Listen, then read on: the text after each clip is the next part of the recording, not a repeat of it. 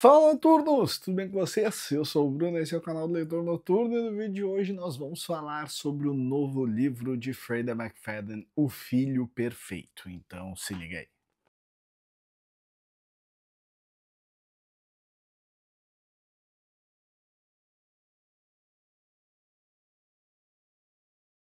Antes de mais nada, já deixa seu like no vídeo, se inscreva no nosso canal, me conta aqui nos comentários qual o seu livro preferido da Freida McFadden e se você gosta da escrita dela. Não se esqueça também de me seguir nas redes sociais, lá eu falo sobre literatura durante toda a semana. Eu acho que vai rolar uma quebra de expectativa muito grande aqui para esse vídeo, o que não foi planejado, porque vocês sabem que eu falo muito mal da Freida McFadden em todas as redes, em todos os lugares. Ela é uma escritora que não me atrai tanto assim, mas acabo lendo os livros dela porque sempre tem lançamento e vocês gostam de saber a minha opinião sobre eles. Mas, entretanto, porém, todavia, gostei muito de O Filho Perfeito. Talvez ainda não parei para analisar, para ver as notas dos outros livros, me lembrar tudo que eu já li dela, mas talvez seja o meu livro favorito da escritora, tá? Tem a série A Empregada, que eu achei fabulosa, gostei muito, realmente favoritei. Acho que ele não chega ainda ao patamar da trilogia, mas talvez fora da trilogia ele seja, assim, o melhor livro dela e, cara, gostei, achei bem interessante. O livro vai contar a história de o sumiço de uma garota. E quem vai narrar em partes essa história é uma mulher, uma mãe, o nome dela é Érica, e ela é a mãe do principal suspeito desse sumiço. O que vai acontecer no desenvolvimento desse livro é baseado na ideia da Érica de que ela acha que o filho dela sim é culpado. E no meio dessa narrativa, a gente vai entendendo por que que ela acha, assim como a maioria da população, inclusive a polícia, que o Liam, o filho dela, é o responsável pelo sequestro, sumiço, morte dessa garota. A garota ainda não foi encontrada, ela também é uma narradora da história e isso também é uma parte legal, gostei bastante dessa estrutura, porque ela vai contando como ela tá dentro do cativeiro. Essa é a sinopse da história, é sobre isso que se trata o enredo, e agora eu vou falar um pouquinho com vocês das minhas ressalvas, do que eu acho que a Freida faz de errado, do porquê eu critico tanto ela, e porque especificamente nesse livro eu não vou criticar tanto. Um dos principais problemas dela é que ela não mostra nada da história, ela conta tudo, né? Então aquela história do show don't tell, que é uma das principais teorias para escrever bem, ela não faz, tá? Por que que ela não faz? Eu imagino que ela não faça isso porque é muito difícil de fazer, dá muito trabalho e ela lança muito livro por ano, então é muito melhor para ela escrever um page turner muito mais simples, que não vai causar tanta comoção, que não vai tocar tanto o leitor, que não vai mexer tanto com a nossa cabeça, mas vai ser algo agradável, minimamente agradável, a gente vai gostar de ler, vai passando. Não acho isso ruim, muito pelo contrário, eu leio muito para me entreter, não para aprender a escrever, até nos últimos tempos tenho lido mais autores até diferentes para aprender como eles escrevem e tentar colocar isso na minha escrita. É muito difícil construir essa estrutura para tu mostrar as coisas da cena ao invés de estar contando elas, é um processo muito lento. Muitas vezes tu escreve essa cena normal e aí depois tu vai pensando em como tu pode mostrar ela, e como tu pode tornar ela mais incisiva para o escritor, como tu pode mexer com o coração de quem está lendo, e a Freida não tenta fazer isso, tá? Ela não é uma escritora que a gente vai lembrar pro resto das nossas vidas daquela cena específica que aconteceu, nem na trilogia Empregada, por exemplo, que é o maior trabalho dela, que é a obra-prima, a gente lembra dos personagens, lembra do enredo, que são as coisas que nos chamam a atenção, que é o que realmente ela consegue fazer bem, trazendo uma originalidade, mas a gente não lembra das cenas, a gente não tem uma cena muito impactante que a gente vai lembrar, nossa, aquele cara sofreu tanto quando ele estava morrendo, porque as coisas são só contadas. Separei alguns livros que estão aqui para exemplificar para vocês quem faz isso muito bem, quem mostra as cenas, e vou ler uns trechinhos deles para vocês. Eles não podia ser diferente, né? Estamos aqui com Stephen King, o último livro dele, que não é um livro onde ele escreve todo o livro mostrando, tem muita parte contada na história também, tá? Se a gente for pegar os livros mais antigos do King, principalmente, por exemplo, Witch, Carrie, O Iluminado, são livros completamente mostrados, por isso que a gente lembra das cenas desses filmes Por isso que a gente lembra das cenas desses livros e até fazem com que esses livros virem filmes muito impactantes também. E aí vamos pegar uma parte aqui, no comecinho do livro, para não dar spoiler para vocês, que diz o seguinte: hoje elas estão almoçando no Parque Digley, como o Parque Deerfield no outro lado da cidade. O Digley também pode ser um ambiente meio sinistro depois que escurece. Então aí já dá a atmosfera de como está sendo aquela situação para elas que estão almoçando ali, né? Elas não estão jantando, então não está escuro ainda, então é uma coisa mais tranquila. A gente já vai sabendo disso antes que ele consiga contar pra gente isso, antes que ele fale dessa situação específica. Ele continua: mas durante a manhã e a tarde é bem agradável, principalmente num dia como aquele. Agora que o tempo está quente, elas podem comer nas mesas ao ar livre, não muito longe dos abetos que circundam a antiga pista de patinação. O que ele está falando aqui? O que ele faz nesse trecho? A Freida só diria o seguinte: é um começo de tarde tranquilo onde as pessoas estão almoçando. Ele dá a atmosfera do lugar, ele faz a gente se sentir lá, a gente sabe como está o tempo. Ele não diz que elas estão tranquilas almoçando, mas ele mostra isso dentro do cenário que ele cria. Ainda em Não Pisque, um pouquinho depois, ele fala o seguinte: quando Bárbara para o Prius no estacionamento do Suns Club defunto, então a gente já sabe que o Suns Club está detonado, a gente já tem essa imagem dele, e aí ele usa até uma palavra... E aí ele até usa uma palavra não tão usual para mostrar alguma coisa como isso, né? Mas a gente tem a ideia daquele supermercado quebrado, todo destruído. Perto do aeroporto à noite, sente uma pontada de expectativa misturada com medo. Ela é bastante autoconfiante, mas ainda é difícil acreditar que não foi trote. Qual a chance de uma pessoa ligar para ela só porque escreveu um livro fino de poema? Ela vê algumas picapes Ryder paradas perto do prédio e acha que estão cheias de equipamento. Então, sim, se estabelece deve estar lá. Mas quando se aproxima do homem sentado do lado da porta fumando um cigarro, quais são as chances de ele dizer: nunca ouvi falar de você, moça, some daqui? Bárbara acha que são muitas. Então, aí a gente já está tendo toda a expectativa que a Bárbara está criando de ir num encontro onde ela não estava esperando, sem que ela que diga em algum momento que ela está nervosa com aquilo dali, né? Então o Stephen King cria toda a atmosfera de que aquilo é algo perigoso, sem dizer que está realmente sendo perigoso. A gente tem o sentimento da personagem, a gente tem a ambientação do lugar que ela está, a gente sabe os carros que estão ali perto, a gente consegue visualizar tudo sem que o escritor fale: ah, ela viu o carro parado ali, ela está com medo de confrontar o homem que ela está vendo fumando. Então tudo isso é importante para criar a sensação, isso é importante para criar a sensação de imersão dentro da história. Vamos agora para outro cara que eu gosto muito, que é o S.A. Cosby, do livro O Último Lançamento dele aqui no Brasil. O livro é o último lançamento dele aqui no Brasil, Todos os Pecadores Sangram, e aí também separei dois trechinhos para mostrar para vocês. O primeiro deles diz o seguinte: Titus viu a agonia estampada em Latrell. Então, cara, ele não tá falando do sentimento do cara, ele não tá dizendo, ah, o Latrell tava chorando, ele tava com dor. Não, ele viu a agonia. Isso é muito mais forte dentro da história, isso nos traz muito mais o personagem para a nossa visualização do que está acontecendo. Torcia seu corpo, só depois ele fala ali que o cara tá sentindo dor, né? E mesmo assim não diz, ah, ele tava com dor, ele diz torcia seu corpo. Contorcia seus membros, era como se os braços e as pernas estivessem sendo puxados e atraídos pelo peso de uma culpa e vergonha que o rapaz não conseguia articular adequadamente. As mãos seguravam o rifle com um desespero maníaco, os dedos ondulavam para dentro e para fora como tentáculos de uma criatura no fundo do mar que não tomara conhecimento do sol. O que a Freida faria? Cara, esse trecho é muito foda. O S.A. Cosby é maravilhoso, ele é um do... Cara, é muito, muito bom escritor. O que a Freida colocaria no lugar? Ela botaria que o cara que estava com a arma não sabia se atirava ou não. Que é basicamente o que a cena quer nos mostrar, né?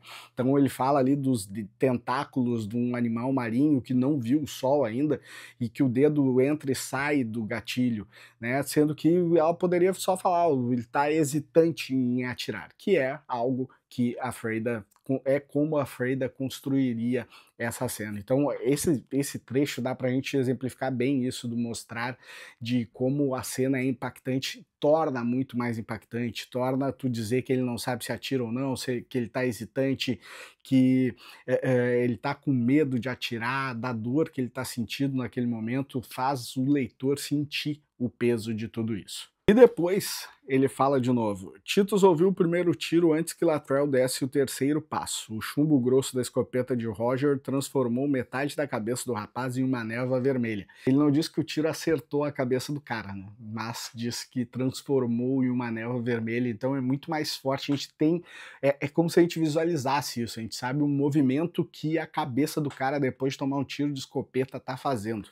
S.A. Cosby é fenomenal, constrói as coisas muito bem. Eu botei uns puta papéis aqui para marcar para vocês os livros. Por último, antes da gente falar da Freda diretamente, vou falar de outro cara que eu gosto muito também, muito foda, me impacta sempre. O último livro dele que eu li foi o No Meio da Noite, Riley Sager.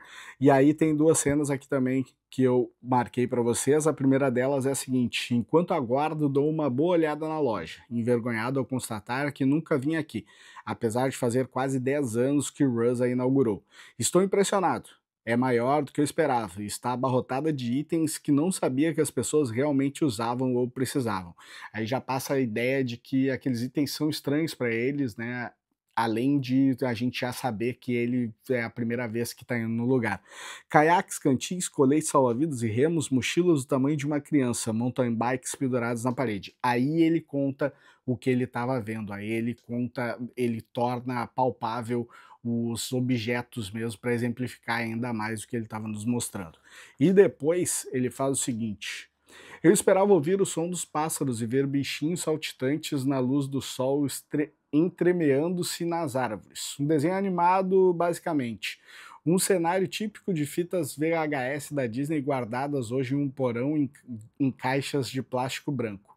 Em vez disso, caminho em meio ao silêncio praticamente absoluto, e o único som é o dos meus passos enquanto me guio por entre as árvores.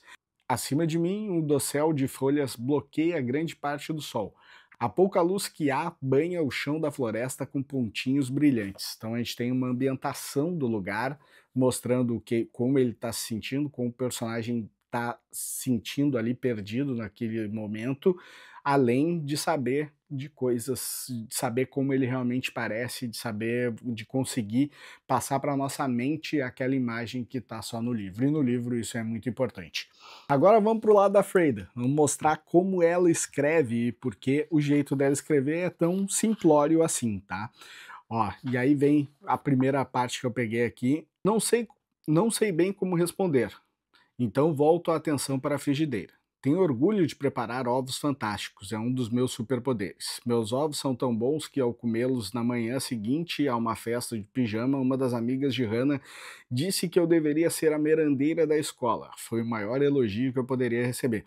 Então, tá vendo como tá contado? Ela até pega algo para exemplificar, ela conta uma coisa que aconteceu para mostrar como ela é boa fazendo os ovos, né? Ela não mexe com sentimento, com sentidos, com como a pessoa tá sendo afetada com aquilo dali. Ela poderia dizer que o cheiro daqueles ovos eram maravilhosos de um jeito, usando uma exemplificação com outro, como a gente viu os outros personagens fazendo, né? Sei lá, ou pegando uma lembrança dela da infância, que tornaria o gosto desses ovos muito melhores, né? Então, isso é uma coisa que ela poderia ter feito aqui muito bem, tá? De colocar assim, o cheiro dos ovos me lembrou uma manhã de domingo com a minha família. Cara, isso é muito mais forte. Ela não precisaria estar falando que ela fazer ovos era um superpoder que ela tinha, né? Ela poderia colocar como isso, né? Ou toda vez que eu faço os ovos eu me sinto em uma manhã de domingo com meu pai assistindo isso, ou eu lembro do meu pai fazendo os ovos para mim. Torna esse momento muito mais importante sem ela precisar dizer que é um momento importante. O outro trecho aqui que eu separei para vocês.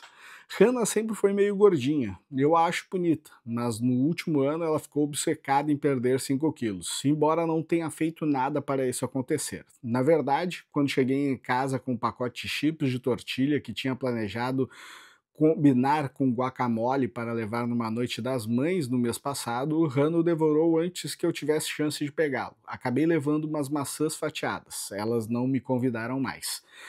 Isso ela até faz um pouquinho de mostrar, tá? Porque ela coloca ali que teve um impacto, aquela atitude teve um impacto para que ela não fosse mais chamada no lugar, coloca uma decepção nela, ela tá mostrando também que está decepcionada com a garota, que é a filha dela, no caso, está mais gorda do que deveria, então mostra ali já um pouco da atitude que ela tem como mãe, torna ela uma personagem talvez não tão crível, deixa a personagem um pouco mais chata também, não é uma personagem que tu cria uma afeição, porque se ela tá falando aquilo dali da filha dela, é algo que ela tá fazendo pesado, e eu acho que isso é um dos detalhes que fez esse livro ser bom, tá?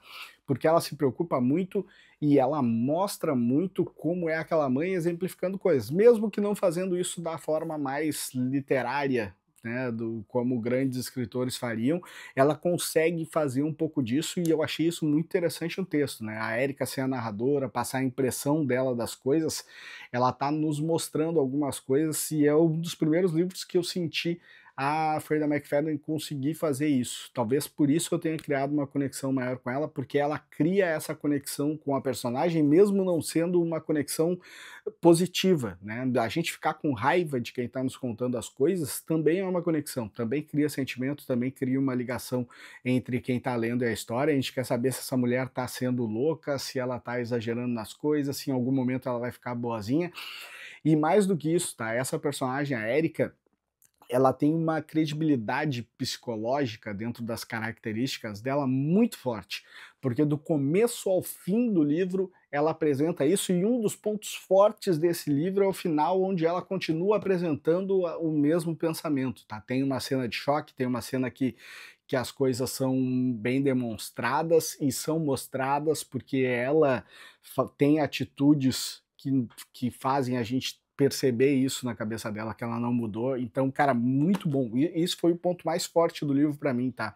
E eu não lembro dela ter conseguido fazer isso em outros livros. Os personagens dela normalmente são ambíguos. São personagens que não têm características definidas, e isso é uma das principais críticas que eu faço ao trabalho dela também, que os personagens são rasos, e eles são tão rasos que ela não tem nem definido na cabeça dela como aquele personagem agiria naquele momento. E daí cria em cenas diferentes atitudes que são conflitantes com a mente de um personagem e deixa o livro dela muito menos crível, deixa o livro dela muito menos aceitável aquela atitude, né? E aí a gente pensa, pô, esse personagem fez isso daquela outra hora, agora ela tá fazendo completamente o contrário. Como eu posso acreditar que isso ia acontecer? Como eu posso acreditar que essa é a personalidade mesmo dele? Ou pior ainda, né? Vai ter a cena, a gente vai ver que ele tá fazendo o contrário e a gente vai dizer, não, tudo que tu me apresentou dessa história, dessa personagem até aqui, não condiz com ela estar tomando essa atitude. Então ela não tomaria essa atitude, tá colocando ela nesse patamar agora só para criar um plot twist ou só para mostrar que teve uma reviravolta que tu não pensou que aconteceria, mas eu pensei que não aconteceria porque tu me mostrou elementos para acreditar que aquilo não aconteceria. Então torna o livro dela um livro errado, torna os personagens dela personagens que não que não é nem que eles não possam ser confiáveis, mas é um erro do livro, né? É como se tu dissesse que a pessoa tem cabelo loiro e lá no final do livro ela tá com cabelo preto, sendo que no meio tu não disse que ela foi no cabeleireiro para trocar a cor do cabelo. Então esse é o sentimento que eu tenho em muitos livros dela, e nesse aqui ela não faz, tá? Não faz com o filho da Erika, que é o Liam, não faz com a filha, não faz com os personagens, a coisa casa muito bem, achei isso muito bem elaborado na história. Agora vamos pro O Namorado, que foi um livro que eu odiei, talvez tenha sido o que eu achei pior dela até hoje de todos que eu li, tá? E aí tem um trecho que diz o seguinte, bem no comecinho do livro. Quando entro no banheiro feminino, descubro que infelizmente não há janelas. Então me obrigo a usar o banheiro e a passar 2 minutos me olhando no espelho, analisando com atenção meus braços flácidos. Eles não são tão feios assim, né? Então aqui tem um erro de construção bem forte, tá? Porque Ela poderia entrar no banheiro e se sentir com claustrofobia, ao invés de dizer que não tem janelas. Ela só diz que não tem janela e a gente não sabe o que ela está sentindo. A gente presume que ela esteja se sentindo claustrofóbica, né? Mas ela não diz isso. Ela tenta. Ela fala que infelizmente não tem janelas, né? E aí a frase seguinte que ela entrega é que ela se obriga a usar o banheiro. O que tem a ver ela usar o banheiro com o banheiro não ter janela nenhuma? É uma estrutura de parágrafo muito fraca para o que ela poderia presumir, né. Nessa cena, especificamente, ela está tentando fugir do cara com quem ela está tendo um encontro, mas ela poderia usar que dizer assim: "Pô, eu fiquei decepcionada que não tinha janela", ou "Agora eu tô mais nervosa ainda que não tenha janela", e ela só diz que ela se obrigou a usar o banheiro daí, e aí ela vai voltar para encontrar o cara de novo. E nesse livro foi uma das coisas, e isso vai muito ao encontro do que eu falei na resenha dele lá no Instagram, de eu não ter gostado, e vai de encontro também a personagem do outro livro agora que eu acabei de e vai de encontro também a personagem do Filho Perfeito, tá? Por quê? Porque essa mulher tá fugindo do cara, ela não quer encontrar o cara, ela cansou, ela quer ir embora e ela não sabe como sair disso, e ela tá pensando em pular a janela, tá? Pra fugir do restaurante. E aí ela não tem a janela pra pular e ela vai ter que usar o banheiro. E aí parece que isso, tipo assim, eu tô rebeldezaça, eu vou fugir pulando janela, que é uma coisa mega difícil de se fazer, mas só porque não tem a janela eu vou voltar e vou sentar na mesa de novo com ele.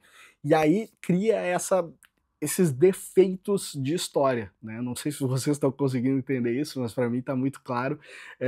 Cria um defeito na história. Pô, se ela quer fugir, então o próximo passo dela vai tentar ser se enfiar entre os garçons, as pessoas que estão ali no ambiente, para que ele não note que ela está saindo pela porta.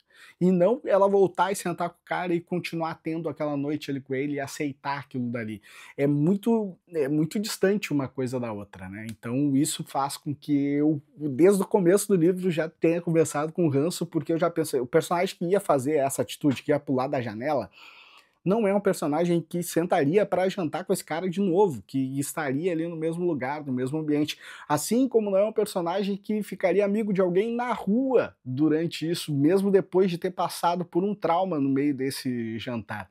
Então isso cria essa raiva que eu tenho dentro das histórias, principalmente por eu ver que tem falhas, e aí são falhas que não são de escrita, da qualidade dela de escrever, porque ela tem uma qualidade muito menos erudita, digamos assim, muito menos inteligente, e eu não procuro isso nas obras, tá? Eu não gosto de ler livro que é escrito com palavras difíceis, que tu vê que tem uma inteligência absurda em quem está escrevendo eles, mas eu procuro ler livros que me entretenham e que me entreguem verdade dentro deles, né? Que não tragam informações conflitantes no meio da história, como alguns livros dela trazem. E aí, no segundo trecho dessa história, tem o seguinte: como é terça-feira e não uma noite de fim de semana, as ruas estão mais vazias do que costumam ficar quando saio sozinha à noite. Ainda mais porque procuro circular por regiões mais movimentadas, e agora estou passando por uma área residencial só para sair logo dessa situação. As áreas residenciais são sempre mais quietas e têm menos cheiro de urina do que as regiões mais movimentadas, como aquela em que eu moro. As ruas estão tão desertas que é tão bom ter a companhia de Kevin. Então, cara, aqui ela tá só contando essa parte, né? Contando, ela faz um puta de um parágrafo para contar, e a gente tem de novo que presumir que ela tá se sentindo com medo ali, que ela tá, que ela gostaria de estar em outro ambiente, que ela precisa de algo para deixar ela segura, sendo que ela poderia ter trabalhado muito ali as sombras dos postes de luz, ou falar a única luz que tinha na rua estava piscando, o reflexo da lâmpada estava afetando meu olhar, eu vi um cara saindo de trás de uma árvore. Podia dar uma imersão maior, principalmente porque é uma cena importante para a história, é uma cena onde ela quer passar a ideia de que ela tá confortável com o cara que tá junto dela ali, que ela não tá mais com medo, apesar de tudo isso que tá em volta dela. Então ela não fala de sentidos de novo, né, de sentir o cheiro, ela não faz nenhuma comparação daquilo dali, né, se ela colocasse por exemplo, aparecia um filme antigo numa televisão desintonizada, a imagem que eu estava vendo, tu já teria uma ideia de que ela não conseguia ver alguma coisa, não conseguia ver muito à frente dela. Então tudo isso são elementos que fazem a construção da história ficar mais interessante, ficar mais legal, e que ela não tem, tá? Ela não tem essa qualidade, talvez ela não queira ter isso, porque ela prefere escrever as coisas meio que de qualquer jeito para ser uma máquina de escrever e lançar um monte de livros mesmo. Não é algo que eu ache fundamental na história, não é isso que faz eu gostar ou não gostar dela, mas eu quis exemplificar isso para vocês aí, trazendo todo esse conteúdo, porque no último vídeo de Dan Brown vocês gostaram, me pediram, e quis fazer algo mais diferente, mais elaborado aí com esses exemplos, e mostrar que existem qualidades diferentes de escritores, principalmente para a gente saber com quem a gente está gastando nosso tempo, o que, que a gente está perdendo, que existe um mundo muito mais complexo que aquilo dali, que existe um mundo muito mais forte de literatura do que esse, né? Que a gente pode ler outras coisas mais com uma maior qualidade, que foram preparadas por anos às vezes, ou que foram. Ou tem escritores que lançam um livro a cada 10 anos, um livro a cada 5, tem escritor que lança um livro por ano, que a gente já sabe, pô, aquele cara ele passou trabalhando o ano inteiro nessa obra, e a Freida lança, sei lá, 5, 6 livros por ano aqui, já tem o novo livro dela para chegar, então não tem tanto esse cuidado com a escrita que a gente gostaria que ela tivesse, mas como eu disse, isso não é fundamental dentro da escrita para mim. O que é fundamental, o que eu vejo que ela peca muito, são esses fatos de os personagens dela têm sempre a mesma cara, a gente sabe pouca informação sobre eles, principalmente porque ela não nos conta muito sobre os sentimentos. Nesse livro ela conseguiu fazer diferente, tá? A gente entende bastante sobre a Erika, sobre a mãe, o que a gente não entende do filho e dos personagens secundários, até dos outros narradores. Eu acho que é meio proposital para criar essa dúvida, para criar um receio de como poderia acontecer aquilo dali, de a gente não saber realmente quem está falando verdade ou não, até onde o menino seria capaz de ir, se ele matou a garota mesmo ou não. Então todos esses detalhes, eles não existirem, ela não ter formulado tão bem esses personagens, não torna a história uma história ruim, colabora para o mistério e passa despercebido. Outra coisa que ela faz muito bem nesse livro é que ela marca muito bem os suspeitos, né? Então ela vai nos dando quem pode ser suspeito, ela nos dá opções, ela nos dá ideias de por que aquelas pessoas são opções de serem suspeitos. O final, quem realmente matou, é muito condizente com a história, é um pouco clichê talvez, mas é coerente. O final, vi gente reclamando na internet, mas eu acho que é mais um passo que corrobora a personalidade da personagem principal da história, e isso foi algo muito compatível com a história para mim. Gostei muito dessa parte, achei bem interessante mesmo, e ficou bem legal dentro da construção, gostei bastante do final. Inclusive, cara, o final foi um final bem original, assim, ela saiu da caixinha, porque ela foi um pouco além da história, achei isso bem importante, bem legal. Um ponto que é sempre muito importante nos livros dela é o ritmo da leitura. É uma leitura com capítulos rápidos, bastante diálogo, com parágrafos curtos, então torna o ritmo da leitura muito acelerado, muito bom de ler. Então ele não é um livro que te pesa, por mais que em alguns livros dela tenha ficado irritado com os erros, mas ele é um livro sempre leve, apesar do mistério e das cenas serem pesadas às vezes. Talvez, se ela fosse incluir uma ambientação melhor, uma demonstração das cenas mais fortes de uma maneira mais profunda, tirasse essa parte de fluidez da história dela, e ela realmente não deva fazer isso. Mas uma construção ali que eu acho muito legal, que sempre tem nos livros dela, até nos que eu não gosto, é uma coisa bem constante.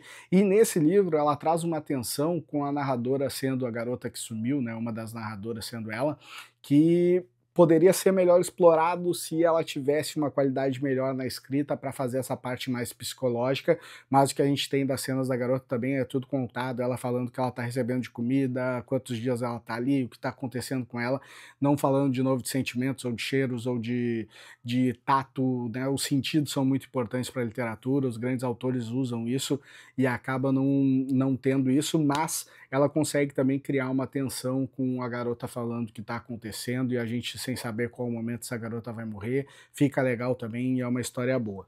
O vídeo ficou gigante, não sei se vocês gostaram, tá? Tô até pensando se corto algumas partes ou não, por ficar, ter construído tudo isso com exemplos, com trechos, mas acho que eu vou deixar assim, para saber se vocês gostam disso, se vocês querem que eu traga mais isso, que eu amplie essas coisas fazendo esses exemplos com outros escritores também, porque eu não vejo ninguém fazendo isso na internet, então vamos ver se a gente consegue construir isso. Posso fazer algo bem mais complexo ligado só a Freud ou ligado só a Stephen King também, vamos ver o que a gente constrói em cima disso. Desculpe decepcionar vocês, porque eu tinha comentado que ia trazer esse vídeo, que ia falar sobre o Filho Perfeito, que ia fazer uma resenha de um livro da Freida McFadden, e todo mundo estava achando que eu ia chinelear, que eu ia falar muito mal dela, mas justamente o livro que eu escolhi para fazer isso, sem saber se eu ia gostar ou não, foi um livro que eu gostei. Para mim, acho que o melhor livro fora a série Empregada, fora da trilogia que eu já li dela, O Filho Perfeito, muito bom, vale a pena. Tem as ressalvas, tem os detalhes, tem a questão da qualidade, mas esse daqui não tenho o que falar dela. O livro ficou muito bom, levou 5 estrelas, uma baita história. Espero que vocês tenham gostado do vídeo. Comentem aqui para eu trazer mais conteúdo assim para vocês ou não. E é isso, semana que vem estamos de volta. Tchau, tchau.